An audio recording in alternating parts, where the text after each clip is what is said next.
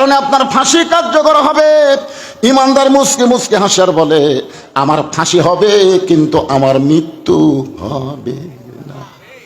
কিছুদিন আগে আমার গ্রাম সম্পর্কে চাচাতো ভাই, ওর একটা বেটা হচ্ছে, আমাকে বলছে যে হুজুর আমার তো একটা বেটা হলো, কি নাম রাখবো? আমি বললাম আবু সাইদ।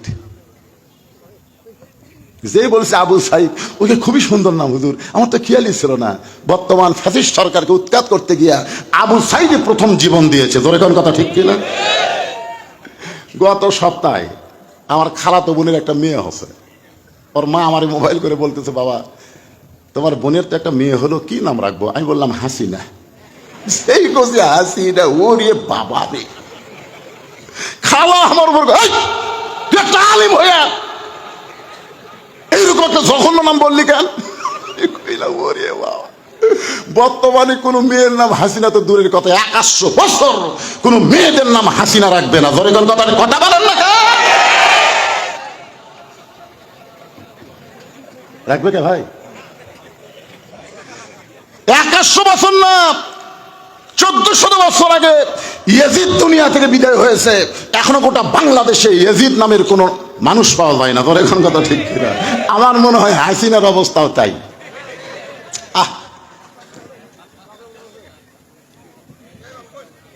এখানে কি গল্প হয় রে? ওয়ালা তাকুলু লিমান ইউকতালু ফি সাবিলিল্লাহি আমওয়াতুন বাল আহইয়াউ ওয়ালাকিন লা তাশউরুন। রে ইমানদারেরা শোনো, আল্লাহ রাস্তায় যাদেরকে ফাঁসি দেওয়া হয়, আল্লাহ রাস্তায় যাদেরকে হত্যা করা হয়, তোমরা তাদেরকে মৃত্যু বলো না, আমি আল্লাহ বলতেছি তারা জীবিত। তাসদিক বিল জানান, যখন আপনার অর্জিত হবে তখন দুনিয়ার কোনো বাতিলকে আপনি ভয় করবেন না, একমাত্র ভয় করবেন কাকে? আরো জোরে। কলিজার মধ্যে ইমানের জায়গা দেওয়া। 3 নম্বর হলো আমল বিল আরকান। ইমান অনুযায়ী আমল করা লাগবে, ইচ্ছা মতো আমল করা যাবে না। ইমান অনুযায়ী আমল করা লাগবে। আমল বিল আরকান। আরকান বোঝেন আপনারা? আল্লাহর কোরআন, নবীর হাদিস। মা তাকুমুর রাসূলু ফাখুযুহু ওয়া মা নাহাকুম আনহু ফান্তাহু। খুব খেয়াল করবেন। আমল অনুযায়ী যদি, ইমান অনুযায়ী যদি আমল করতে চাই, তাহলে সূরা আসরের 2 নম্বর পয়েন্ট কি? ওয়া আমিলুস, জোরে কোন, ওয়া আমিলুস সালিহা। কোন আমল? কোন আমল? নিয়ামতপুরে আমি একটা দেখছি, এক গাছে তেনা বান্দা, গাছের নাম বলে তেনা পীর। নাই? ও যে বটতলার ওই সাইডে দেখলাম তেনা বান্দা।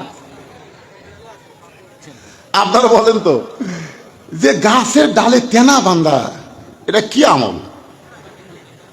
কথা কয় না রে, কথা কয় না, কথা কয় না। ওয়া আমিলুস সালিহাত, নেক আমল যদি আপনি করতে চান, আল্লাহ কোরআনে বললেন, আল্লাযী খলাকাল মাউতা ওয়াল হায়াতা লিয়াবলুয়াকুম আইয়ুকুম আহসানু আমালা। ঈমানকে রক্ষা করতে গেলে যত আমল আমাদের আছে, তার মধ্যে 1 নম্বর নেক আমলের নাম হলো নামাজ। ঈমানকে রক্ষা করতে গেলে যত আমল আছে, তার মধ্যে 1 নম্বরের নাম কি? সবাই জবান খুলে বলেন, নাম কি? লা সালাতা লা ঈমানা, যার নামাজ নাই তার কোনো ঈমান নাই। আল্লাযীনা ইম্মাক্কান্নাহুম ফিল আরদ, কোরআন দিয়ে যখন রাষ্ট্র চলবে, একটা ভালো মানুষকে যখন আল্লাহ ক্ষমতা দিবে, ওই ক্ষমতার চেয়ারে বসার সাথে সাথেই তার 1 নম্বর দায়িত্ব হলো আকামুস সালাত, নামাজ কায়েম করা। ফ্যাসিস্ট সরকার 560টা মসজিদ বানা দিছে, নাম হলো মডেল মসজিদ। আমাকে এক নেতা বলেছিল গত বছর, হুজুর খালি প্রধানমন্ত্রীর বিরুদ্ধে ওয়াজ করেন, খালি উস্কানি দিয়ে ওয়াজ করেন, আমাদের প্রধানমন্ত্রী এতগুলো মসজিদ বানিয়ে দিল, এই কথাকে আপনি বলবার পারেন না। আমি বললাম, প্রধানমন্ত্রী 560টা না, 5 লক্ষ মসজিদ বানায়া কোনো লাভ নাই, যতক্ষণ পর্যন্ত মসজিদের ভিতরে নামাজের আইন পাস না করবে। ধরে কোন কথা ঠিক? মানুষ দূর রাস্তা দিয়ে যায়, আজান দিচ্ছে মসজিদে, এটা খুবই সুন্দর মসজিদ ভাই, এর নাম মডেল মসজিদ রে, হাসিন একটা ভালো কামই করছে রে, শালা গল্প করে কিন্তু মসজিদে ঢোকে না। আপনারা বলেন, সুন্দর সুন্দর মসজিদ দেখার জন্য আল্লাহ আমাকে দিছে। আমার এলাকার কিছু ছেলে হাইস মাইক্রো ভাড়া করে 201 গম্বুজ মসজিদ দেখবার কাছে, ওটা হলো টাঙ্গাইলের গোপালপুরে। আমাকে এসে বলছে যে হুজুর গোপালপুরে 201 গম্বুজ 201 গম্বুজ মসজিদ দেখছেন? আমি বললাম তোমার কাছে হাই হাই হুজুর, মসজিদের ছাদের উপর যায় আমরা গম্বুজ গুনলাম হুজুর 201টা। আমি বললাম গেছিলা কখন? বলে গেছি 11টার সময়। ফিরলা কখন? 3টার সময়। এই দেখেন হুজুর ছবি তুলে নিয়েছে। আরে পাগলা ছবি পরে 11টার সময় গেলে 3টার সময় আসলে, এর মধ্যে জোহরের নামাজ। না হুজুর আমরা তো নামাজ পড়বার যাইনি, আমরা মসজিদ দেখতে গেছি। আপনারাই বলেন মসজিদ কি দেখার জন্যে? এই কথা বলেন, মসজিদ কি দেখার জন্যে? ইমানকে যদি রক্ষা করতে চায় 1 নম্বর নেক আমল হলো নামাজ। আর এই নামাজ বক্তার ওয়াজ দেওয়া হবে না, এই নামাজ বিল আকারে পাশ করা লাগবে। ধরে কোন ঠিক কিনা? 1 নম্বর দায়িত্ব হলো নামাজ। আপনারা যারা মাগরিব এশা নামাজ না পড়ে ওয়াজ শুনতেছেন, আছে না নাই? না বেশি অর্ধেক না, ইয়ং জেনারেশন দেখা যাচ্ছে। কে রে বাজান, এই তুমি কি মনে করছো বুড়া হলে নামাজ পড়বা? আল্লাহ রাসূল বলেছেন লা সালাতা লা দীনা, যার নামাজ নাই তার কোনো ধর্ম নাই। বাইনাল আবদি ওয়াল কুফরি তরকুস সালাত, বান্দার কাফেরের মধ্যে পৃথক করার জিনিসটার নামই হলো নামাজ। যারা নামাজ পড়বে তারা হলো বান্দা, যারা নামাজ বাদ দেবে তারা হলো কাফের। আমি সেই বলবো বেনামাজি, আপনারা বলবেন কাফের, বলতে পারবেন? যারা এশা নামাজ পড়েননি আপনারা বলবেন বেনামাজি। দেখেন তো কে কে বলতেছে না, দেখেন এই আপনার খালি বলবেন আর খালি চারিদিকে একটু সাইড মারবেন, কে মুখ খোলে না, এখনই ধরা পড়বে। এখন হয়তো যদি বলেন হুজুর আমরা তো এশার নামাজ পড়িনি, আমরা কেমনে বলি? আপনি এই নিয়তে বলেন ফজর থেকে আর একটা ওয়াক্ত নামাজ বাদ দেব না। আল্লাহ বলে বান্দারে, যেই মাত্র ফজর থেকে নামাজ পড়ার চিন্তা করলি, যত নামাজ না পড়ার পাপ হয়েছে আমি রহমান রহিম সঙ্গে সঙ্গে মাফ করে দিলাম। আপনারা বলেন তো নামাজ কি হকুল্লাহ না হকুল ইবাদ? না হক বোঝেন না আপনারা? একটা হলো হকুল্লাহ আর একটা হলো হকুল ইবাদ। হকুল ইবাদ এইটা বান্দার হক, এইটা আল্লাহ মাফ করবে না যতক্ষণ বান্দা মাফ না করবে। যেই রকম শেখ হাসিনা এই যে হাজার হাজার মানুষকে হত্যা করেছে, আহত করেছে, গুম করেছে, খুন করেছে, বিনা ভোটে রাষ্ট্র ক্ষমতা দখল করেছে, এইটা বাংলার জনগণ না মাফ করা পর্যন্ত শেখ হাসিনা জান্নাত তো দূরের কথা, জাহান্নামের মধ্যেও তাকে ধাক্কায় নিয়ে যাওয়া হবে। ধরে কোন কথা ঠিক কিনা? ভোট হচ্ছে বান্দার হক। তুমি 1,00,000 ভোট দিলা কোন আক্কেলে? তোমার বাপ কয়টা? তুমি এক বাপের জন্ম হয়ে 10টা ভোট কেন দিলে? রে মাইকের ইকো আছে নাকি রে? এই কি এত বাড়ি খাই? এই ইকো বন্ধ করে দে।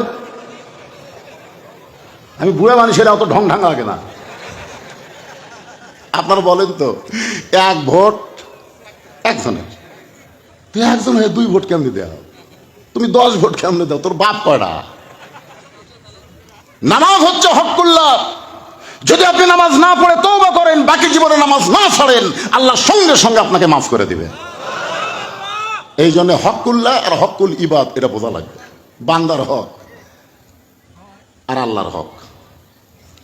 আল্লাহ সম্পর্কে আল্লাহ নিজেই বলেছেন লা তাকনাতু মির রাহমাতিল্লাহ ইন্নাল্লাহা ইয়াগফিরুয যুনুবা জামিয়া ইন্নাহু হুয়াল গাফুরুর রহিম। সবাই আমার সঙ্গে বলেন রহমান রহিম নামে যত গুনাহ ঝরে, বান্দারও কি সাধ্য আছে তত গুনাহ করে। তাহলে সবাই বলো বাদান, এখন তা নিয়ত করো ফজর থেকে বাকি নামাজ আর ছাড়বো না। বেনামাজি না, সবাই বলতেছে না, জোরে বলা লাগবে বেনামাজি, আরো জোরে, জোরসে বলুন। মান তারাকা সালাতু মুতাম্মিদান ফাকাত কাফারা, ইচ্ছা করে এক ওয়াক্ত নামাজ যারা বাদ দিল আল্লাহর সঙ্গে তারা কুফরি করলো। এজন্য ঈমানকে রক্ষা করতে গেলে 1 নম্বর আমলের নাম হলো নামাজ। পুরুষ মানুষের জন্য 1 নম্বর নেক আমল হলো নামাজ, কিন্তু মেয়েদের জন্য 1 নম্বর কিন্তু নামাজ না। এ মায়েরা, মায়েরা রে হাই, চারিদিকে এরা বসে গেছে রে। আপনাদের 1 নম্বর নেক আমল কিন্তু নামাজ না। অনেক মহিলা নামাজ পড়বে, রোজা করবে, তারপরেও তারা জাহান্নামী হবে, কারণ তাদের 1 নম্বর নেক আমলের নাম হলো পর্দা। জোরে বলেন, নাম কি? পর্দা যদি না থাকে তাহলে মেয়েদের একটা ইবাদত কবুল হবে না। আমার মা বোনদের জন্য বলবো, মা, আপনাদের 1 নম্বর নেক আমল হলো পর্দা। আজকে বাংলাদেশে নারীদের কি নাই? জোরে কোন? বোরকা আছে, পর্দা নাই। আপনারা বলুন, হুজুর বোরকা আছে পর্দা নাই, তার মানে কি? ও ডিজাইন। আমার ভাই বলতেছে বলে ডিজাইন। আমার মায়েরা মনোযোগ দিয়ে শুনবেন। ওয়াকারনা ফি বুয়ুতিকুন্না ওয়ালা তাবাররুজনা তাবাররুজাল জাহিলিয়াতিল উলা। রে মেয়েরা, তোমরা ঘরের ভিতর থাকো, তোমরা ঘরের বাহির হতে পারবে না। কোনো প্রয়োজনে যদি ঘরের বাহির হবার চাও তাহলে হেজাব নিয়ে, পর্দা নিয়ে তোমাদের বের হতে হবে। ওই জাহিলি যুগের মেয়েদের মতন সাজগোজ করে বের হওয়ার কোনো পারমিশন মুমিনা নারীর নাই। আজকে মেয়েরা যদি পর্দার ভিতরে থাকে, পর্দা নিশি হয়ে যায়, আমাদের ছেলেগুলো আপনা আপনি ভালো হয়ে যাবে। আজকের যুবকেরা নষ্ট হওয়ার পিছনে একটাই কারণ, মেয়েরা বেপর্দা। যখন মেয়েরা কি, এই যে ছেলেরা অলি গলি ঘুরতেছে, আমার শরীর খারাপ, ডাক্তার কাছে, হুজুর দেশি মুরগির ডিম পেলে সকালবেলা সিদ্ধ করে খাবেন। আমি ফজরের নামাজ পড়ে হাঁটতে হাঁটতে পাড়ার পশ্চিম পাড়ায় গেছি, দেশি মুরগির ডিম খুঁজবেন। তো যা দিয়ে কিছু ছেলে ঘুরতেছে, আমাকে দেখে বলে, হুজুর আপনি কি জন্য ঘুরতেছেন, আলেম মানুষ সকালবেলা? আমি বললাম, বাজার দেশি মুরগির ডিম খুঁজতেছি, তোমাদের খবর কি? আমরাও ঘুরতেছি হুজুর, আমরাও ঘুরতেছি। তোমরা কি ডিম খোঁজো? না হুজুর, আমরা ডিম খুঁজি না, এ পাড়াত মাল আছে। যখন কি আছে? মাল আছে। কয়েকটা বেপর্দা নারী, কয়েকটা বেপর্দা মেয়ে, ওরা আজকে মাল হয়ে গেছে, আর আমাকে যুবকেরা টাইল হয়ে গেছে। যখন কি হয়ে গেছে? টাইল হয়ে সকালবেলা ঘুরতেছে। আমার মায়েদেরকে বলবো, মা, মেয়েদের আমল সম্পর্কে আল্লাহ রাসূল বলেছেন, রে মেয়েরা, তোমরা 4টা আমল করলে 8টা জান্নাত আল্লাহ তোমাদেরকে দিয়ে দিবে। 1 নম্বর আমল হচ্ছে তোমরা নামাজ পড়বে, রোজা করবে, স্বামীর কথা মতো চলবে, আর সতীত্বের হেফাজত, পর্দা করবা। ফাতেমা বললেন, বাবা, এই 4টা আমলের মধ্যে সবচাইতে গুরুত্বপূর্ণ আমল কোনটা? আল্লাহর নবী বললেন, ফাতেমা, এই 4টা আমলের মধ্যে সবচাইতে গুরুত্বপূর্ণ আমল হলো পর্দা। কারণ নামাজ 24 ঘন্টার মধ্যে সব সময় পড়া লাগবে না। 5 বার নামাজ পড়লেই নামাজের হক আদায় হয়ে যাবে। রমজান মাসে রোজা করলে রোজার হক আদায় হবে। স্বামী যখন কাছে থাকবে, স্বামীর কথা মতো চলবে, স্বামীর খেদমত করবা। কিন্তু ফাতেমা, এই পর্দাটা সব সময় তোমাকে আদায় করা লাগবে। 24 ঘন্টায় মেয়েদেরকে পর্দার ভিতরে থাকা লাগবে। জোরে বলেন ঠিক কিনা? ও ফাতেমা, এই পর্দাটা অত্যন্ত গুরুত্বপূর্ণ। মা, নবীর সামনে ফাতেমা মাথায় ওড়না দিয়ে বললেন, বাবা, আজ থেকে আমি পর্দানিশী হয়ে গেলাম। কতগুলো মেয়ে মানুষ, বুঝলেন? আমার মায়েরা যখন আছে, ওদের জন্য কিছু ওয়াজ করা লাগবে, ঠিক না? কারণ বাংলাদেশের সব বক্তারা মেয়েদের ওয়াজ করে না। আইসা করে হ্যাঁ কয়ে মেয়েরা যে বসে আছে, আমি আজকে কি জন্য বুঝলাম, এই দিক দিয়ে অনেক ঘুরে আসা লাগবে, তো আমাকে মেয়েদের মধ্যে দিয়ে নিয়ে আসলো। তা আমি তো ঘন্টা দেওয়ার মতন নিচের দিকে তাকে চলে আসলাম। তারপরও 3-4 জন মেয়ে মানুষ আমাকে সালাম দিছে, আমি উত্তর দেইনি। মেয়ে মানুষেরা সালাম দিলে উত্তর দেওয়া যাবে কিনা সেটাও বলবো, অসুবিধা নেই। কতগুলো মেয়ে মানুষ নবীর মেয়ে ফাতেমাকে পর্দা সম্পর্কে জানার জন্য বাড়ির দিকে রওনা দিলেন। খুব খেয়াল করবেন, কতগুলো মেয়ে মানুষ ফাতেমার বাড়ির দিকে যাচ্ছেন। কারণ ফাতেমার সম্পর্কে আপনারা প্রতি জুমার সানি খুতবায় শোনেন। ইমাম সাহেব কিন্তু আপনাদের বলেন, সাইদাতুন নিসায়ে আহলিল জান্নাহ ফাতেমাতুজ। শোনেন না? আপনারা শোনেন না? আপনারা কি কোনোদিন ইমাম সাহেবকে বলছেন, হুজুর এই যে আপনি আরবি করলেন সাইদাতুন নিসায়ে আহলিল জান্নাহ ফাতেমাতুজ জহুরা, এই জহুরা মানে কি হুজুর? কোনোদিন কি আপনার ইমামকে কছেন? কননি। মানে আপনারা আরবি শোনেন, বুঝবারই পারেন না হুজুর কি করলো। একটু মনোযোগ দিয়ে শুনবেন। আজকে যদি আমাদের বাড়ির মেয়েরা ভালো হয়ে যায়, ওই মেয়েদের পেট থেকে আগামীতে যে সন্তান আসবে, এই সন্তানগুলো সব ইসলামী আন্দোলনের কর্মী হয়ে যাবে। কারণ মা যদি ভালো হয়, পেটের বাচ্চা আল্লাহর ওলি হয়। আমাকে এগুলো তো সব ঘাড় কাটে। কি মনে করতেছেন ভবিষ্যৎ আমরা ভালো সন্তান চাই কি চাই না? যখন চাই কি চাই না? এই জন্য একটু মনোযোগ দিয়ে শুনবেন। কতগুলো মেয়ে মানুষ দরজায় দাঁড়িয়ে আছে, ফাতেমার সঙ্গে দেখা করে পর্দা সম্পর্কে জানবে, কিন্তু বাড়ির দরজা বন্ধ। এখন দরজা বন্ধ দেখে মেয়েরা দরজার সামনে দাঁড়িয়ে আছে, কি করবে? এমন সময় থেকে ছোট্ট একটা বাচ্চা দৌড়াদৌড়ি করতেছে। মেয়েদের মধ্যে একজন ডাকতে বলে, বাবা তোমার নাম কি? বলে, আমার নাম হলো হুসাইন ইবনে আলী। আমরা কিন্তু মায়ের পরিচয় দিই না, আমরা পরিচয় দিই কার? আমার নাম কি? কয় হুসাইন ইবনে আলী। কার বেটা? আমি যখন 91 সালে বিয়ে করে বাড়িতে আসলাম, আমার মা আমাকে বললো, কে বাজান বিয়ে কিভাবে হলো? আমি কইলাম, জিজ্ঞাসা করলো তোমার নাম কি, তোমার বাপের নাম কি? আমার নাম লিখে দিলাম, বাবার নামও লিখে দিলাম, বিয়ে হয়ে গেল। তো মা বললো আমার নাম। আমি বললাম, মা আপনার নাম তো শুনবারও চাইনি, আমিও বলিনি। মা ঘরের মধ্যে যাবে, এই তোর বাপ তোর জন্য কি করছে রে? তোর বাপের নামে বিয়ে হয়, আমার নাম বাদ গেল কেন? বাবা আনন্দে মাতিয়া সাগরে ভাসাইয়া সেই যে চইলা যায়, খবর লয় না। মাজন ধরিয়া উদরে কতই কষ্ট করে, 10 মাস পরে পেল প্রসবের বেদনা। এমন দরদি ভবে কেউ হবে না আমার মা গো। ওয়াসাইনাল ইনসানা বিওয়ালিদাইহি ইহসানান হামালাতুহু উম্মুহু। উম্মুহু শব্দের অর্থ কি? একটু মনোযোগ দিয়ে শুনবেন। হুসাইন বলতেছে, আমি হলাম আলীর বেটা হুসাইন। মেয়েরা বুঝতে পারলো, যার বাবার নাম আলী তার মায়ের নাম কি? এলাকার বলা লাগবে নাকি? যার বাবার নাম আলী তার মায়ের নাম কি?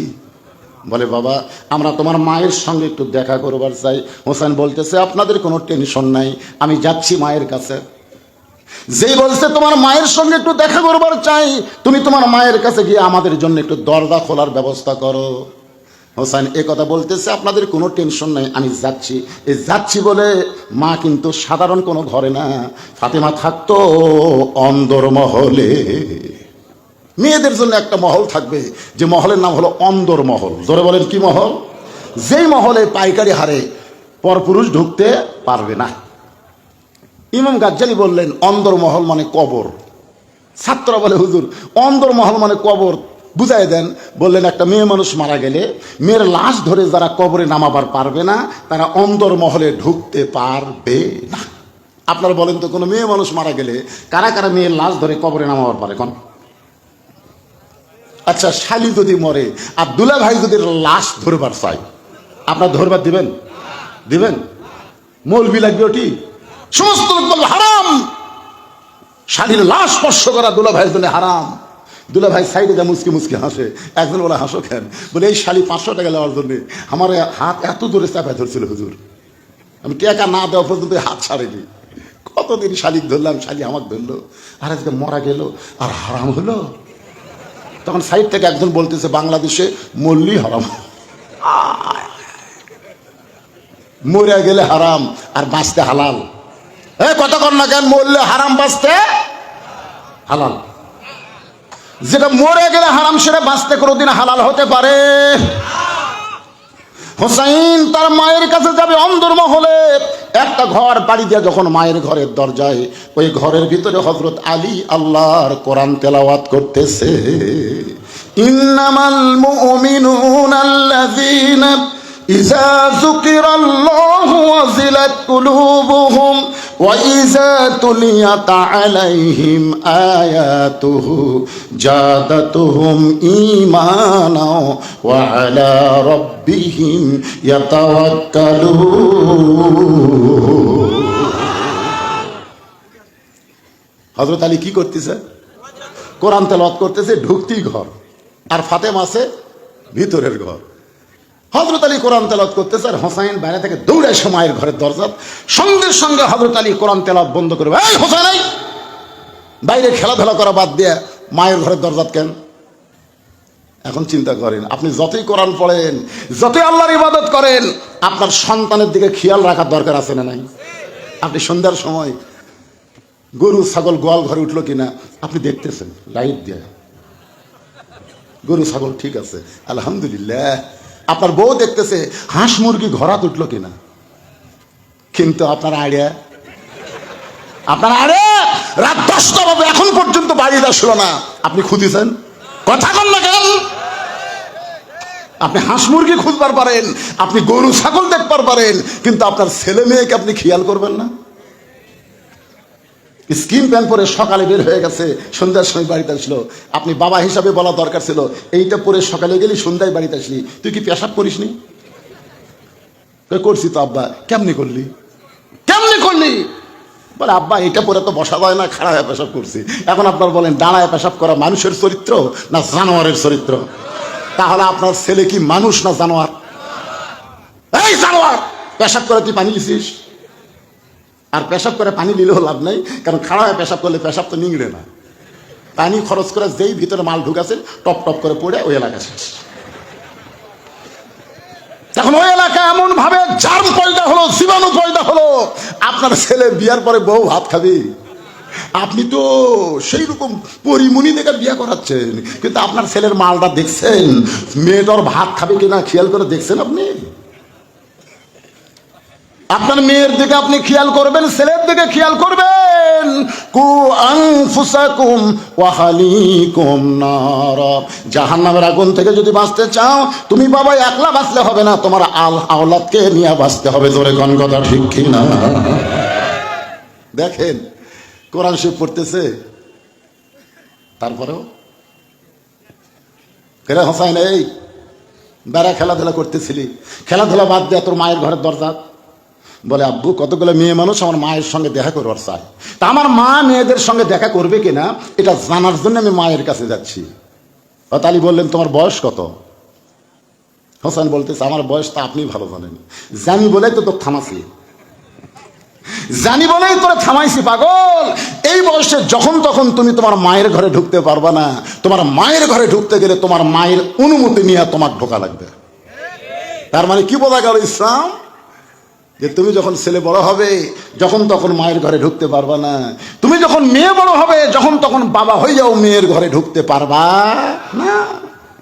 আমাকে আল্লাহ 3টা মেয়ে দিছে, আমি 9 বছর প্রত্যেক মেয়েকে 3 বছর করে আমার বুকের উপর আমি ঘুম পাড়াইছি। মেয়েরা যেন বলতে না পারে ছেলে হয়নি দেখে বাবার মন খারাপ। আমি কোনো দোলনা কিনিনি, আর বউ বহুদিন করেছিল দোলনা কিনেন। আপনার কষ্ট কিসের কষ্ট? তুমি একটু বড় হলে বলো তোমার বাবা এই আদর করে করে তোমাকে বড় করছে, এই কথাটা বলো, তাহলে মেয়েদের মনে কষ্ট থাকবে না। এখন সে মেয়েরা যখন টাকা চায় মায়ের কাছে যায়, মা টাকা লাগবে। আমি ঘরের মধ্যে থেকে শুনি কেরি টাকা লাগবে, মায়ের কাছে চাই। ওর মায়ে কি ওর বাপের বাড়ির থেকে দিবি? ওর মা তো আবার আমার কাছে চাবি। ধরে কোনো কথা ঠিক কিনা? আমি একদিন রাগ করে মায়ের কাছে চাস কেন, আমার কাছে আসতে পারিস না? 3 মেয়ে বলতে আব্বু আপনার কাছে চাইতে আমাদের শরম লাগে। তার মানে বোঝা গেছে ওরা বড় হচ্ছে। ধরে কোন কি আছে? মেয়েরা যখন বড় হয় বাবা ইচ্ছা মতো মেয়েদের কাছে যাইতে পারবে না, যাইতে গেলে বাবার হুকুম নেওয়া লাগবে। আবার ছেলে যখন বড় হয় মায়ের কাছে ইচ্ছা মতো যাইতে পারবে না, যাইতে গেলে মায়ের হুকুম লাগবে। হোসাইন তোমার বয়স হলো এখন 4 বছর। আল্লাহ নবী বলেছেন 2 বছর বয়স পর্যন্ত সন্তান যদি তোমার ঘরের মধ্যে থাকে, চেতন থাকলেও তুমি স্বামী স্ত্রী মহব্বত করতে পারবা।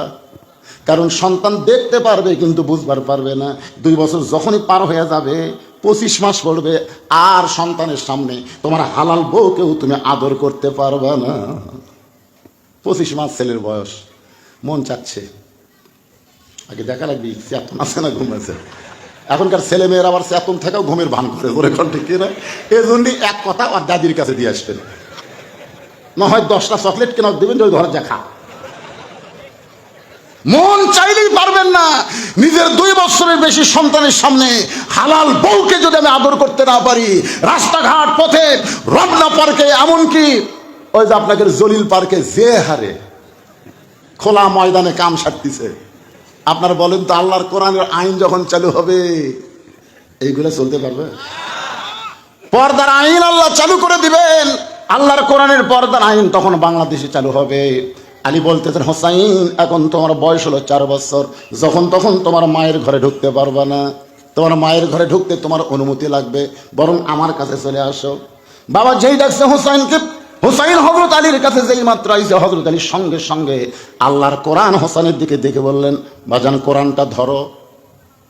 হযরত আলী বলতেছেন কোরআনটা ধরো, হোসাইন বলতেছে দেন। যেই বলছে দেন, হযরত আলী চোখ দিয়ে পানি পড়তেছে।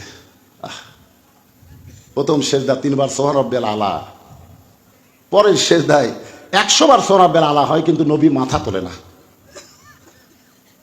প্রথম রাকাতের দ্বিতীয় সেজদা এত লম্বা হলো, দ্বিতীয় রাকাত, তৃতীয় রাকাত, চতুর্থ রাকাত শেষ করে নবী যখন সালাম ফিরালেন, ওমর ফারুক বললেন, হুজুর প্রথম সেজদা তো ঠিকই ছিল, কিন্তু দ্বিতীয় সেজদা এত লম্বা। আল্লাহ রাসূল বললেন, আমি যখন দ্বিতীয় সেজদাত গেলাম তখন দুই পবিত্র আমার পিঠের উপর চড়েছে, দুই পবিত্র আমার পিঠের উপর চড়ে বসেছে। আমি নামাজ পড়া অবস্থায় ওদেরকে পিঠ থেকে নামাবার চাই, কিন্তু নামাজের মালিক আল্লাহ বলে, হাবিব আপনার হাসান হোসেন যতক্ষণ পিঠে থাকবে আপনি নামাজ ত্যাগ করে ওদের নামাবেন না। জোরে কোন সুবহানাল্লাহ। এখন চিন্তা করেন, যেই মাত্র হযরত আলী বলেছেন ধরো, সঙ্গে সঙ্গে হোসেন বলতেছে দেন। হযরত আলী হোসেনের হাতে আল্লাহর কোরআন দিয়া এবার বিবির ঘরে দরজায়। আপনারা বলেন তো, ছোট বাচ্চার হাতে যদি আপনি কোরআন দিবার পারেন, ওই বাচ্চার দ্বারা কোনো অন্যায় অপকর্ম হতে পারে? আজকে ছোট বাচ্চার হাতে আপনি কি দিচ্ছেন? আগডুম বাগডুম ঘোড়াডুম সাজে কি? যেদিন আল্লাহর কোরআন দিয়ে বাংলাদেশ চলবে, সমস্ত প্রাইমারিকে কবর দিয়া ওই প্রাইমারিকে কোরআনের মাদ্রাসা তৈরি করা হবে। জোরে করে কথা ঠিক। আইরে আই টিয়ে লাই ভরা দিয়ে না লাগালো বোয়াল মাছে চাইনা থেকে ভোদন নাচা। একেবারে ছোট ছোট বাচ্চা, ছোট ছোট মাসুম বাচ্চাদের এমন একটা মিথ্যা শিক্ষা দিচ্ছে, আর সেই শিক্ষার জন্য হাজার হাজার কোটি টাকা বাংলাদেশে খরচ করা হচ্ছে। মুসলমান হিসেবে আল্লাহর কোরআন শিক্ষা করা সুন্নত না নফল? এটা কখন শিখবেন? বুড়া বয়সে? এটা শিখবার গেলে শৈশবে যেমন প্রাইমারি যান, ওই বয়সে আল্লাহর কোরআন হাতের মধ্যে নেওয়া লাগবে। হযরত আলী হোসেনের হাতে আল্লাহর কোরআন দিয়ে ফাতেমার দরজায়। এখন আপনাদের কাছে আমি জানতে চাই, মেয়ে যদি বড় হয় মেয়ের ঘরে ঢুকতে বাবার অনুমতি লাগবে, ছেলে যদি বড় হয় তাহলে মায়ের ঘরে ঢুকতে অনুমতি লাগবে। কিন্তু স্বামী যদি বইয়ের ঘরে ঢুকবার চায়, আপনার বলেন তো কোনো অনুমতির দরকার আছে? কেন নাই? স্বামী বইয়ের ঘরে ঢুকতে অনুমতি লাগবে না? সবাই কয় না, সব চুপ করে আছে। আর সুকুতু আনির রেজা, আপনার চুপ করে আছেন কি কই? কোরআনের আয়াত আগে শোনেন, হুন্না লিবাসুল লাকুম ওয়া আনতুম লিবাসুল লাহুন্না। স্বামী হলো বিবির পোশাক, বিবি হলো স্বামীর পোশাক। স্বামী বউয়ের ঘরে ঢুকতে আর বউ স্বামীর ঘরে ঢুকতে কোনো অনুমতি লাগবে না। এখন আপনারা বলেন, হযরত আলী ফাতেমার ঘরে ঢুকতে কোনো অনুমতি লাগবে? হযরত আলী দরজা খুলে ঘরের মধ্যে ঢুইকা দেখে ফাতেমা ডান হাতে আল্লাহর কোরআন তেলাওয়াত করতেছে আর বাম হাতে জাতা ঘুরাইতেছে। এই ডান হাতের মধ্যে কোরআনের কয়েকটা আয়াত নিয়ে ফাতেমা তেলাওয়াত করতেছে আর বাম হাতে এইভাবে জাতা ঘুরাচ্ছে। সঙ্গে সঙ্গে হযরত আলী কোরআন থেকে তেলাওয়াত করলেন, রব্বানা, সকলে পড়েন, রব্বানা আতিনা ফিদ দুনিয়া হাসানাতাও ওয়া ফিল আখিরাতি হাসানা ওয়া কিনা আযাবান্নার। আল্লাহ, কি দেখলাম আমি ঘরের মধ্যে ঢুকে? কি দেখলাম? আমার ঘরে তুমি কোনো বউ দাওনি আল্লাহ, আমার ঘর ফাতেমার কারণে জান্নাত হয়ে গেছে। জোরে করো সুবহানাল্লাহ। আপনারা বলেন তো, ঘরের মধ্যে ঢুকে আপনারা কি দেখেন? এশা নামাজ পড়ে যখন ঘরের মধ্যে ঢোকেন তখন আপনার বউ কি করতেছে? ভারতের চ্যানেল দেখতেছে, ভারতের চ্যানেল। গতকাল ডোনাল্ড ট্রাম্প যখন আমেরিকার প্রেসিডেন্ট ঘোষিত হলো, তখন আমাকে হতাশা লীগ, গুজব লীগ, আফসোস লীগ, এরা জীবন ফিরে পেল। ট্রাম্প নাকি হাসিনাকে আবার লিয়ে এসে ক্ষমতা বসাবি। ভারতের এক চ্যানেল থেকে প্রচার করতেছে, ইউনূস তো ফ্রান্সে গেছে, আর বাংলাদেশ ঢুকতে পারবি না। শালা আফসোস লীগ। 900 বছর আগে লক্ষণ সেল পালা গেছে রে, আর 900 বছর পরে বাংলার মস্তক থেকে হাসিনা পলায় গেছে। আগামীতে কোন জালেমকে ক্ষমতার চেয়ারে মুসলমান দেখতে চায় না। ধরে কোন কথা ঠিক না? অনেকে বর্ডারের ধারে আছে, চুপ করে ঢুকবি, চুপ করে ঢুকবি। আমরা আয়না ঘরের দরজা বন্ধ করিনি, আসা মাত্রই 300 আসনের একটা এমপিও নেই, সব শালা পলে গেছে। আর এই শালা কাঁকড়া খাওয়া নেতারা, কাইনসারা, চামচারা, এরকে তো মশান মাঝে মধ্যে ফেসবুক গরম করে। আসিতেছে, কি আসিতেছে? একটু মনোযোগ দিয়ে শুনবেন। ঘরের মধ্যে ঢুইটা দেখে ডান হাতে আল্লাহর কোরআন আর বাম হাতে জাতা ঘুরাইতেছে। এই দৃশ্য দেখার পরে হযরত আলীর চোখ দিয়ে দর দর করে পানি পড়তেছে, জবান ফসকে বের হয়ে গেছে, রব্বানা আতিনা ফিদ দুনিয়া হাসানাতাও ওয়া ফিল আখিরাতি হাসানা ওয়া কিনা আযাবান্নার। সঙ্গে সঙ্গে ফাতেমা কোরআন তেলাওয়াত বন্ধ, জাতা ঘুরানো বন্ধ করেছে। কোরআন তেলাওয়াত বন্ধ, জাতা ঘুরান বন্ধ। এক দৌড়ে স্বামীর সামনে এসে বুড়া আঙ্গুলে ভর দিয়া কপালে একটা চুমা খায়। সুবহানাল্লাহ কবেন না? ফাতেমা কোরআন তেলাওয়াত বন্ধ করছে, জাতা ঘুরানো বন্ধ করছে। দৌড়ে এসে বুড়া আঙ্গুলে ভর দেয়, স্বামীর কপালে একটা চুমা খায়। স্বামী বলতেছে, ফাতেমা তুমি না কোরআন তেলাওয়াত করতেছে, তুমি না জাতা ঘুরাচ্ছ। ফাতেমা বলতেছে, স্বামী যখন কাছে আসবে তখন বইয়ের সমস্ত কাজ কাম হারাম হবে। একটা মাত্র কাজ, স্বামীকে খুশি করা। কথা কয় না, একটাও তো খুশি না। বইয়ের ওপর কেউ খুশি আছেন আপনারা? স্বামী ঘরের মধ্যে আসলে বইয়ের 1 নম্বর কাজ কি? জোরে করে 1 নম্বর কাজ কি? আমার মা বোনদের জন্য বলতেছি, মা, যাকে আল্লাহ জান্নাতি নারীদের নেত্রী বানাইছে তার 1 নম্বর আমল হলো দৌড়ে এসে স্বামীর কপালে চুমা দিয়ে বলতেছে, আপনি যখন ঘরের মধ্যে আইছেন আমার কোরআন তেলাওয়াত চলবে না, জাতা ঘুরানো চলবে না।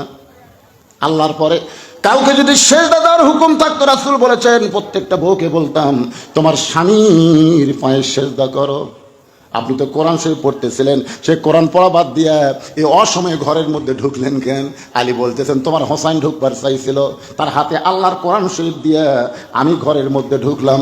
ফাতেমা বলতেছে, ওই বাবা মা সবচাইতে বড় ভাগ্যবান যার মাসুম বাচ্চার হাতে থাকবে আল্লাহর কোরআন। সুবহানাল্লাহ জোরে কর। ওই বাবা মা সবচাইতে বড় ভাগ্যবান যার মাসুম বাচ্চার হাতে থাকবে আল্লাহর কোরআন। ওগো স্বামী, হোসেন কেন ঢুকবার চাইছিল, সে হোসেনকে কোরআন দিয়া আপনি কেন ঢুকলেন? আলী বলতেছেন, ফাতেমা দরজাত কতগুলো মেয়ে মানুষ দাঁড়ায় আছে, তারা একটু তোমার সঙ্গে দেখা করবার চাই, তুমি যদি অনুমতি দাও তাহলে দরজা খুলে দিব। ফাতেমা মুচকি মুচকি হাসে যে মেয়ের আমার সঙ্গে দেখা করবে, আমি অনুমতি দিলে আপনি দরজা খুলবেন? আলী বলতেছেন কি? ফাতেমা বলতেছেন, মেয়েরা যদি আমার সঙ্গে দেখা করতে চায় তাহলে আপনাকে কষ্ট করে পর্দার ব্যবস্থা করা লাগবে। পর্দার ব্যবস্থা করা কি সহজ না কষ্ট? কথা কয় না। ফাতেমা বলতেছে, মেয়েরা যদি আমার সঙ্গে দেখা করতে চায় আপনাকে কষ্ট করে পর্দার ব্যবস্থা করা লাগবে। আলী বলতেছেন, ফাতেমা মেয়েরা মেয়ের সঙ্গে দেখা করবে, এখানে আবার পর্দার কি আছে? ফাতেমা বলতেছে, স্বামী গো, আপনি বিশ্ব নন্দিত বড় আলেম হবার পারেন, কিন্তু পর্দা বিষয় আমার চাইতে আপনি কম জানেন। কথা হয় না। হযরত আলীকে ছোট আলেম না বড় আলেম? বিশ্ব নন্দিত সবচেয়ে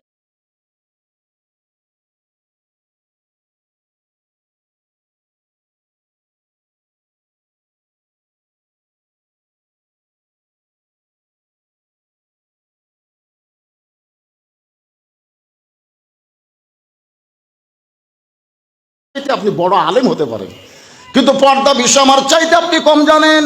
আলী বলে, ফাতেমা তাহলে পর্দা বিষয়ে তুমি কি বলতে চাও? ফাতেমা বলে, স্বামী গো, যে কয়টা মেয়ে দরজায় দাঁড়িয়ে আছে আমার সঙ্গে দেখা করবে, আপনি কি তাদের চেনেন? মারাত্মক কথা। কিন্তু আমি একদিন আমার বউকে কইছিলাম, আমার চাচাতো ভাই যে বিয়ে করছে বউটা সুন্দরী, যেই কইছি আর বউ বলতেছে, আপনি কবে থেকে লুচ্চা হলেন? আমি বললাম, লুচ্চা কি? তা আপনার চাচাতো ভাইয়ের বউ সুন্দর, আপনি দেখলেন কেমনে? আপনি না একটা আলেম। আমি সেই দিন কান ধরে তওবা করছি, কোনো মেয়ে মানুষ সুন্দরী দেখলে বইয়ের কাছে আর বলা যাবি না। আমি আর দেখবো না, তো আর দেখবো তাই, যদিও দেখি ওই বইয়ের কাছে বলা যাবে না। খতাবে কিন্তু মারাত্মক প্রশ্ন করেছে, যে কয়টা মেয়ে দরজায় দাঁড়িয়ে আছে আপনি কি তাদের চেনেন? আলী বলে, ফাতেমা, এই দুনিয়াতে একজন মাত্র নারীকে আমি চিনি, যে হলো হাসান হোসাইনের মা। কুল্লিল মুমিনিনা ইয়াগুদ্দু মিন আবসারিহিম, যারা প্রকৃত মুমিন হবে তারা পর নারীর দিকে কোনোদিন তাকাবে না, তাদের নজর থাকবে সবসময় নিচের দিকে। আপনাকে নজর কোন দিকে? রাস্তা যখন চলেন তখন নজর কোন দিকে যায়? ও আমিলুস সালিহাত, সবচাইতে বড় নেক আমল হলো এটা কার বউ, কার বেটি, এটা কার বাড়ি, এইগুলো না দেখে রাস্তার দিকে তাকায় তাকায় চলতে হবে। মুমিনদের একটা বৈশিষ্ট্য, ধরে কোন ঠিক। আমি কিন্তু আমিলুস সালিহার উপর আলোচনা করতেছি। এরপরে সূরা আসরের দুইটা পয়েন্ট আছে, ওয়াতাওয়াসাউ বিল হক, ওয়াতাওয়াসাউ বিস সবর। এই হকের কথা যখন বলবো না, ওয়াতাওয়াসাউ বিল হক, তখন কিন্তু ফাটাফাটি একটা আওয়াজ হবে। এবারে কোনো অ্যাঙ্গেলে মার হবে না, ডাইরেক্ট মার, ধরে কোন কথা ঠিক কিনা। আমি আপনাদের দুটা নাম বলি, একটা হলো আজিজুল হক। আপনার নাম শুনছেন? বুখারী শরীফের যিনি বাংলা অনুবাদ করছে তার নাম কি? আজিজুল হক, শাইখুল হাদিস আজিজুল হক। ওনার একটা বেটা আছে, তার নাম হলো মামুনুল হক। এই ফ্যাসিস্ট হাসিনার আমলে এই বাপ বেটা দুইজনকে জেলখানার মধ্যে ঢুকানো হয়েছে, ধরে কোন কথা ঠিক কিনা। আজিজুল হককে জেলখানায় আগে দিয়েছিল, অজুর পানি পর্যন্ত দেয়নি। আবার মামুনুল হককে মিথ্যা বানোয়াট মামলা দিয়ে 3 বছরের মতো তাকে জেলখানায় আটকায় রাখলো।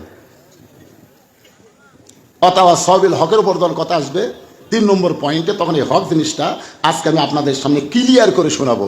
রাজি আছেন তো সবাই? 4 নম্বর বিষয় হলো ওয়াতাওয়াসাউ বিস সবর। এখন 3 নম্বর বিষয় আলোচনা হচ্ছে আমিলুস সালিহা, নেক আমল। পুরুষের 1 নম্বর নেক আমলের নাম হলো নামাজ, আর নারীদের 1 নম্বর নেক আমলের নাম কি? সবাই একটু বলেন না ভাই, নাম কি? পর্দা। কে রে, এক মুরব্বী উঠলো, আর পাশাপাশি আর একজন যুবক উঠতেছে, আর এরা পাগলার লাগাল দাঁড়িয়ে আছে। না না না, ফাঁকা তো আছে আগে থেকে, দাঁড়িয়ে থাকা বোঝেন চান্সে আছে, যে কোনো সময় চলে যাবে, কিন্তু মাঝখানে বসে থাকা ওটা তো খুব কঠিন। আমি বহু মুসল্লিকে মসজিদে দেখছি ইচ্ছা করে বারান্দার নামাজ পড়ে। আমি বললাম, কে রে ভাই, আজান দেওয়ার পরে আসছেন মসজিদের ভিতরে, সামনে কাতার যান? না হুজুর, ঠেলা পাসি। একদিন মগরিব নামাজ সামনে কাতার পড়ে বার হওয়ার নিয়ত করে দেখি পিছন দিকে নিয়ত হয়ে গেছে। হায় হায় রে, আমি নামাজ 2 রাকাত সুন্নত পড়ে দেখি এরকে 1 রাকাতে হয় না। সেদিনটা তওবা করছি, আগে আসলো বারান্দা। এই যারা ডালে আছে এরা হলো বারান্দা মার্কা, জোরে কোন কি মার্কা? এরা মসজিদের মধ্যে বসবার চাবি না তো। আর যারা বসে আছেন আপনাদেরকে বলি, একটু ধৈর্য ধরেন। ওয়াতাওয়াসাউ বিস সবর, ইন্নাল্লাহা মা'আস সাবিরিন। ধৈর্যশীলদের সঙ্গে কে আছে? 15.5 বছর ধৈর্য ধরেছেন, তাহাজ্জুদের নামাজ পড়ে আল্লাহর কাছে বিচার দিয়েছেন। আমার এলাকার একজন হুজুরকে আমি দেখি সবসময় বলে, আল্লাহ তোমার কাছে হাসিনার বিচার দিলাম, তোমার কাছে হাসিনার বিচার দিলাম। আমি বললাম, হুজুর, হাসিনার বিচার আল্লাহর কাছে না দিয়া জজ কোর্টে যান, হাইকোর্টে যান, সুপ্রিম কোর্টে যান। হুজুর বলে, বর্তমান হাসিনা জজ কোর্ট, হাইকোর্ট, সুপ্রিম কোর্ট সব কোর্ট দখল করেছে, কিন্তু একটা কোর্ট এখনো দখল হয়নি, সেইটা হলো আমার আল্লাহর কোর্ট। আপনারা বলেন তো, ভাত পাক করে থুয়ে সেনাপতি, প্রধান সেনাপতিকে বলতেছে, আমাকে 45 মিনিট টাইম দাও, 45, 1 ঘন্টা টাইম দাও, আমাকে 1 ঘন্টা টাইম দাও, 2 ঘন্টা টাইম দাও। বলতেছে না, যে হারে পঙ্গপালের মতন আসতেছে। দুপুর পর্যন্ত আমরা মনে করছি ঢাকা ফাঁকা, কেউ নেই। জোহরের নামাজ পর্যন্ত বোঝা গেল ওই শহীদ মিনারে 50-60 জন চেঁচা করতেছে। আমি চিন্তা করলাম, কি করি, মোবাইল নেটওয়ার্ক ঠিক মতো পায় না, টাওয়ার ঠিক মতো পায় না, এই শালা পলক কখনো দেয় কখনো দেয়। হঠাৎ আমি ভিপিএন যোগ করে দেখি, ভাই 3টার সময় ঢাকা পা যাওয়ার কোনো জায়গা নেই। তখন আমার মনে হলো, তায়রান আবাবিল তারমিহিম বিহিজারাতিন মিন সিজিল ফাজআলাহুম কাআসফিন মাকুল ইজা জা নাসরুল্লাহি ওয়াল ফাত। বিজয় কোনো মানুষের শক্তি নয়, বিজয় হলো আল্লাহর সাহায্য। জোরে কোন কথা ঠিক?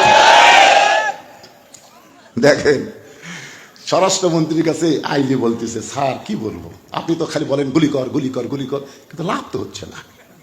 পুলিশ গুলি করে, যাক গুলি লাগে ওই সরে যায়, আর একজন ওই জায়গাতে দাঁড়ায়। এরা মরাকে ভয় করে না। এটা সেনাপতি বুঝবার পারছে, গুলি করেও যার কাছে আটকানো যাচ্ছে না, যদি বাঁচবার চান হেলিকপ্টার রেডি আছে, পলান। 12 পদের আইটেম তৈরি করে খাওয়ার ভাগ্য হলো না ভাই। আল্লাহর ওলি বলেছে এক সময় বাংলার জনগণ গাছের গোড়ায় এমন ছাঁকুনি দিবে দিল্লির মামু বাড়ি গিয়ে পড়বা। ধরে কোন কথা ঠিক? তো ইজ্জু মান তাশা ওয়া তুযিল্লু মান তাশা বিয়াদিকাল খায়র ইন্নাকা আলা কুল্লি শাইইন কাদির। কি বুঝতেছেন? ক্ষমতার মালিককে। আরো জোরে বলেন ক্ষমতার মালিককে। একটু মনোযোগ দিয়ে শুনবেন। আলী বলতেছেন ফাতেমা একটা মাত্র মেয়ে ছাড়া দুনিয়ার অন্য কোনো মেয়েকে আমি চিনি না, সে মেয়েটা হলো হাসান হোসেনের মা, আমার বউ। সঙ্গে সঙ্গে ফাতেমার স্বামীর কপালে আর একটা চুমা খায়। আপনি যদি আপনার বউয়ের কাছে বলেন ওগো তোমার মতো মেয়ে কেউ নাই, তুমি এত সুন্দরী কেন? বউ বলতেছে আর কাকু দেখছেন? কাকে দেখবো? তুমি ছাড়া তো আমার দেখা জায়েজ নাই। আপনারা বলেন তো বউ কি খারাপ হবে? আলী বলে ফাতেমা একজন নারীর সঙ্গে দেখা করবে, পর্দার ব্যবস্থা কেন করা লাগবে? ফাতেমা বলে স্বামী গো, যে কয়টা মেয়ে দরজায় দাঁড়িয়ে আছে তার মধ্যে সবাই যদি পর্দানিশী হয় আর একজন যদি বেপর্দা হয়, সব মেয়েরাই পর্দানিশী, কিন্তু একটা হলো বেপর্দা। ও বেপর্দা নারী যারা শয়তানের যানবাহন তারা। আমি যেই বলবো বেপর্দা নারী যারা, আপনারা বলবেন শয়তানের যানবাহন তারা। বলতে পারবেন না? বেপর্দা নারী যারা, শয়তান যে আপনাদের এলাকাতে আসে পুরুষের মাধ্যমে কিন্তু আসে না, শয়তান আসে নারীর মাধ্যমে। নারী যদি বেপর্দা হয়, আল্লাহ যখন বললো ওয়ালা তাকরাবা হাদিস সাদারা ফাতাকুনা মিনাজ জালিমিন, ওই গাছের কাছে যাইও না, ওই গাছের কাছে কি করো না, যাইও না। হাওয়া বেপর্দা হয়ে, হাওয়া কিন্তু বেপর্দা হয়ে গাছের দিকে তাকালো, তাকে কই দেখি তো আর একটু সামনে যাই, যেই গাছে থেকে লাল টুকটুকা ফল, এত সুন্দর ফল রে, আর সে গাছের কাছে যাওয়া আল্লাহ নিষেধ করলো। ইতিমধ্যে শয়তান মোসদ তাও দিল, আমি তো আদমের কাছে জীবনে যাবার পারবো না, তোকে যখন পাইছি আদম ওখানে আমি ছাড়তেছি না, ওকে আমি সেজদা না দিয়ে শয়তান হন রে। বেপর্দা নারী যারা শয়তানকে দাওয়াত করে তারা, বেপর্দা নারী যারা শয়তানের যানবাহন তারা। সমাজের মধ্যে একটা যদি বেপর্দা নারী থাকে এই গোটা সমাজের যুবক নষ্ট হয়ে যাবে। আপনারা বলেন তো পরিমণি কি বেশি? আপনার মুরব্বীরা বুঝবেন না বাবা, এটা হুর পরি লয় রে, এটা পরিমণি। একটা পরিমণি লক্ষ লক্ষ যুবকের চরিত্র নষ্ট করেছে। এই যুবকেরা কোনোদিন খারাপ হইতো না, বেপর্দা পরিমণির কারণে তারা খারাপ হয়ে গেছে। আমার মা বোনেরা পর্দার আলোচনা করতেছে, আমার একটু গুরুত্ব দিয়ে শুনবেন। একটা মেয়ে যদি বেপর্দা হয় আর সেই মেয়ের সাথে আমি ফাতেমা সরাসরি যদি কথাবার্তা বলি, তাহলে মেয়েটা আমার চোখের চেহারা, মুখের চেহারা, আমার গায়ের রং পরপুরুষের কাছে বলতে পারে। একটা পরপুরুষকে গিয়ে যদি বলে ফাতেমার চোখের সাইজ এরকম, ফাতেমার মুখের সাইজ এরকম, তাহলে বলো গো স্বামী পর্দার মধ্যে থাইক আমার লাভটা কি? বরং আমি ফাতেমা মেয়েদের সঙ্গে দেখা করতে গেলেও পর্দার ব্যবস্থা করতে হবে। এমন মেয়ে ফাতেমা গভীর রাত্রে মৃত্যুবরণ করেছে, তাকে হযরত আলী কবর দেওয়ার পরে আল্লাহকে বলতেছে আল্লাহ পর্দানিশী ফাতেমার কবরটাকে তুমি কবুল করে নাও। দোয়া করার সঙ্গে সঙ্গে থেকে সামনে কয়েকটা পুরাতন কবর দেখা যায়। এইমাত্র ফাতেমার কবর দিলে সেই নতুন কবর নাই, গোটা জান্নাতুল বাকি হযরত আলী দৌড়ায় বলে ফাতেমার কবর, এখনই কবর দেওয়া হলো, সে কবরটা গেল কোন জায়গায়? কে যেন ডাকতে বলে আলী রে, ফাতেমা আমার পর্দানিশী, আমি আল্লাহ জহুরা ডিগ্রি দিয়া ফাতেমার কবরটাকে কিয়ামত পর্যন্ত পর্দা করে দিয়েছি। তাহলে পুরুষের 1 নম্বর আমল কি? আরো জোরে কম কি?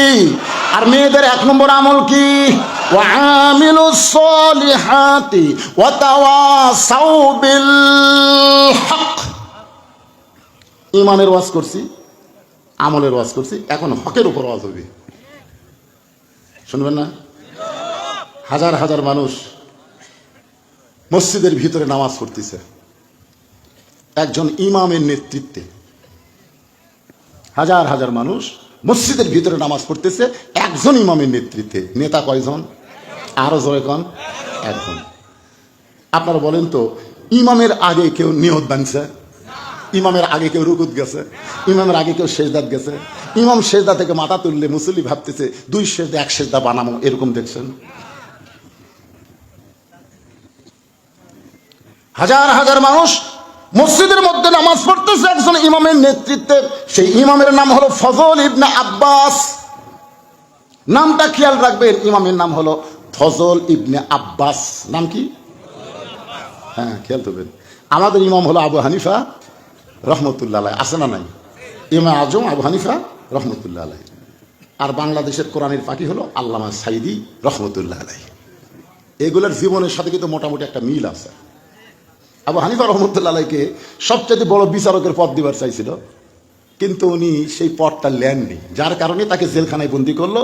আর মামুনুল হক কয়েকদিন আগে যশোরের ওয়াজ করতে গিয়ে বলল, আল্লামা সাইদি হুজুরের সাথে জেলখানায় আমার দেখা হয়েছিল, তিনি কি কারণে জেলখানায়, তার বয়ান শোনার পরে আবু হানিফার কথা বারবার আমার মনে হয়ে যায়। কোরআনের পাখিকে লোভনীয় বহু প্রস্তাব দেওয়া হয়েছিল, কিন্তু তিনি ইসলামকে বিক্রি করে নাই, ইমানকে বিক্রি করে নাই, যার কারণে ফাঁসির সরকার বিনা অপরাধে তাকে 13 বছর জেলখানায় বন্দি রাখছে। ধরে কোন কথা ঠিক কিনা? আমরা প্রত্যেকটা বক্তা, ওনার অনুসারী, ওনার জন্য দোয়া করি। প্রত্যেকটা মাহফিল, আল্লাহ কোরআনের পাখিকে তুমি হেফাজত করো, তুমি সুস্থতা দান করো। জেলখানার মধ্যে উনি খুব ভালো হচ্ছে। ভারতের খবর নিল, এত বছর জেলখানার থাকে, মরে না কেন? তা করছে না, দিন দিন আরো টল টল করতেছে। 2 দিন আগে 2 জন মন্ত্রী ভারত গেল, কি যে মন্ত্র পড়ে দিল। আসার পরে জেলখানা থেকে তাকে বের করে তিনি বলতেছেন, আমি তো সুস্থ আছি, আমাকে হাসপাতালে কেন নিয়ে যাবেন? বলে না, উপর আলার অর্ডার। হাসপাতালে নিয়ে গিয়ে তাকে ইনজেকশন করে হত্যা করা হলো। তার সন্তান ফেসবুকে এটা প্রকাশ করে দিয়েছে। জোরে কোন কথা ঠিক? এদিন একটা গজলও বাড়াইছে, আল্লামা সাইদি তুমি মরনি, শহীদ হয়েছ আমরা এটাই জানি।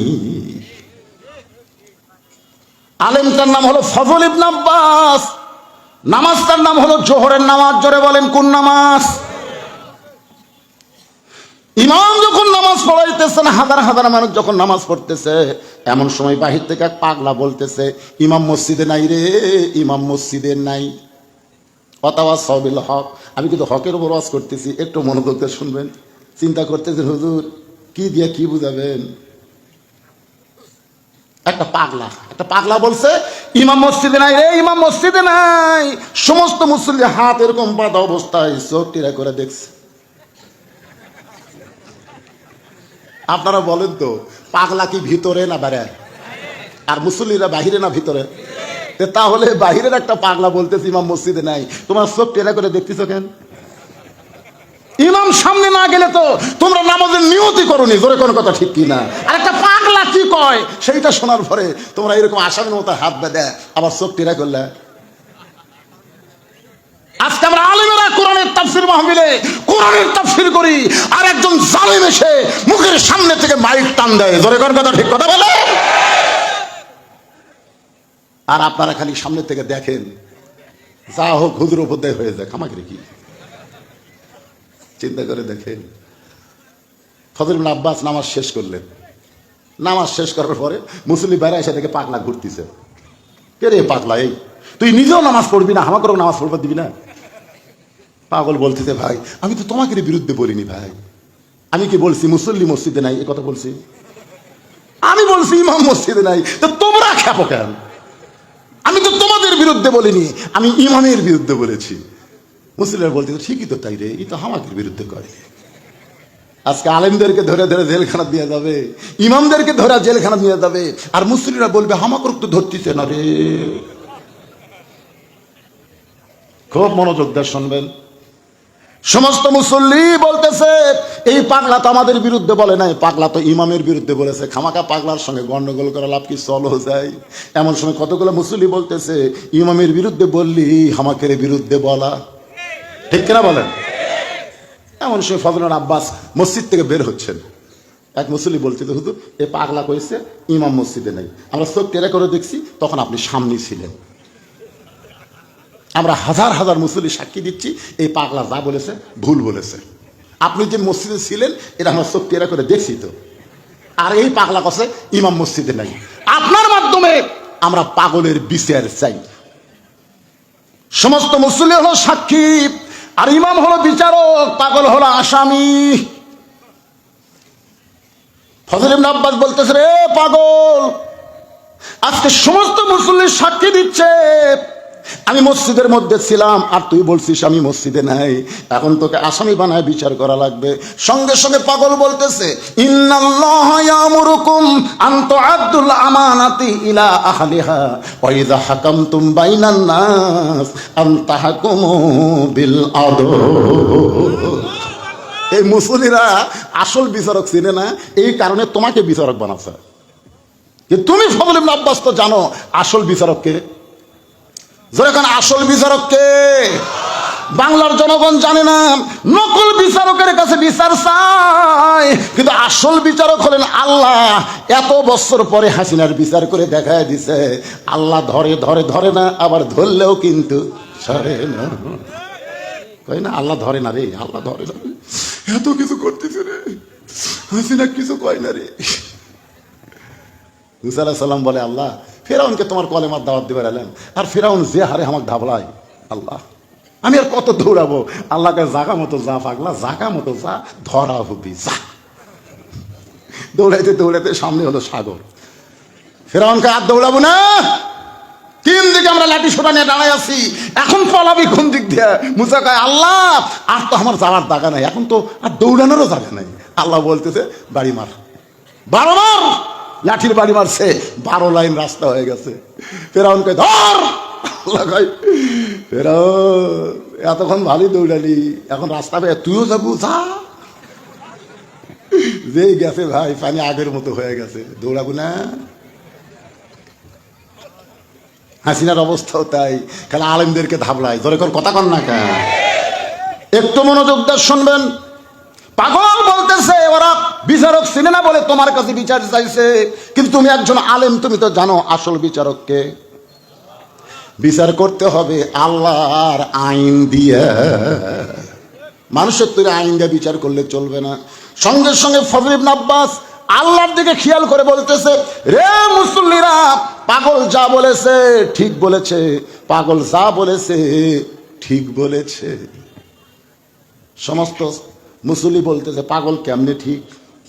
চোখ টেরা করে দেখলাম আপনি আমাদের সামনে ছিলেন, আর পাগল বলতেছে ইমাম মসজিদে নাই, পাগল কেমনে ঠিক? এই বিচার আমরা আপনার কাছে আবার চাই। সঙ্গে সঙ্গে পাগল কান্দার বলে, আসল কথা বলে হুজুর ধরা পড়েছে। ফজল আব্বাস কিন্তু আসল কথা কইছে, ধরে কোন কি কথা? আর পাগল বলতেছে, আসল কথা বলে হুজুর ধরা পড়েছে, দেশাইলো কলিকাল, ভেড়া সাথে বাঘের কাল, আসল কথা বললে তোমায় মারবে রে, হক কথা বললে তোমায় ধরবে রে। সে ধরাধরি দিন আর আছে আছে।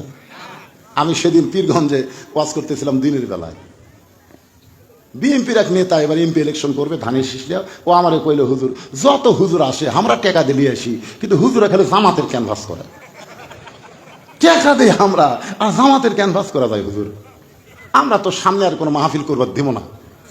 দেখছেন, বিএনপির একজন নেতা বলতেছে আমরা আগামীতে তো এভাবে মাহফিল করতে দিব না। সমস্ত দলের লোক মিলে মাহফিল করে, এরা জামাতের ক্যানভাস করে। আমি বললাম, জামাত ইসলামের কি নাম লিখছে? তা দেয়নি, জেলা কথা কয় সবই তো জামাতের পক্ষেই পড়া যায়। আপনারা বলেন তো, জামাত ইসলামের পক্ষে পড়বে না বিএনপির পক্ষে পড়বে? আমরা আল্লাহর কোরআন থেকে হক কথা বলবো, জোরে কোন কথা ঠিক না? কথা সাউবিল হক, মনোযোগ দিয়ে শুনবেন। সমস্ত মুসল্লি বলে, হুজুর পাগল কেমনে ঠিক? সঙ্গে সঙ্গে ফজল আব্বাস বলতেছে, পাগল যখন বলেছে ইমাম মসজিদে নাই, জোহরের নামাজ হলো 4 রাকাত, জোরে কোন কয় রাকাত? এই কথাটা মনোযোগ দিয়ে শুনবেন। মনের ঘরে তালা দিয়া চাবি নিয়া আছেন সাই, আমি অধম সাধ্য কি তার হুকুম ছাড়া বাইরে যাই, হুকুম ছাড়া বাইরে যাই। গানটা বুঝতে পারলেন? না পারলেন না পারলেন, কথাটা মনোযোগ দিয়ে শুনবেন।